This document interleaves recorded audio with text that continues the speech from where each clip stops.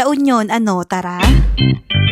For today's mini vlog nga mga ante, magla-lunch kami ngayon sa ganitong kagandang view. At dahil nandito na lang din naman kami sa LU, aba hindi naman pala lagpasin tong sikat na kainan dito. Ito nga pala yung Kabsat La Union. Saktong lunchtime nga pala itong mga ante, kaya marami talagang tao. Buti na lang talaga walang pila. At dahil dalawa lang naman kami, kaya yung pwesto ng table namin is nakaharap talaga sa dagat. Grabe talaga mga ante, yung magla-lunch ka sa ganitong kagandang view, diba? Sobrang mapapasarap talaga yung kain mo. At dahil nga lunchtime to, tapos maraming tao, medyo mahirap lang talaga tumawag ng staff. At kailangan talaga mahaba yung pasensya mo dito. Pero yun nga, umorder na nga kami ng asawa ko. Hindi naman masyadong matagal yung pag-serve ng pagkain. So yun na nga, unang dumating yung in-order ko na calamari. At sobrang nagustuhan namin to, as in ang lambot niya. Basta masarap siya. Sobrang daming pagpipilian na pagkain sa menu. Kaya lang syempre dalawa lang kami at hindi namin mauubos kung order kami ng sobra-sobra. At ito nga yung next na in-order namin, yung grilled liempo tsaka yung lengua. Fried liempo talaga yung gusto ko, kaya lang hindi siya available. Nagustuhan naman namin lahat ng kinain namin. Minatira lang na liempo kasi sobrang laki ng serving. So yun lang, kain muna kami. See you in my next one. Bye!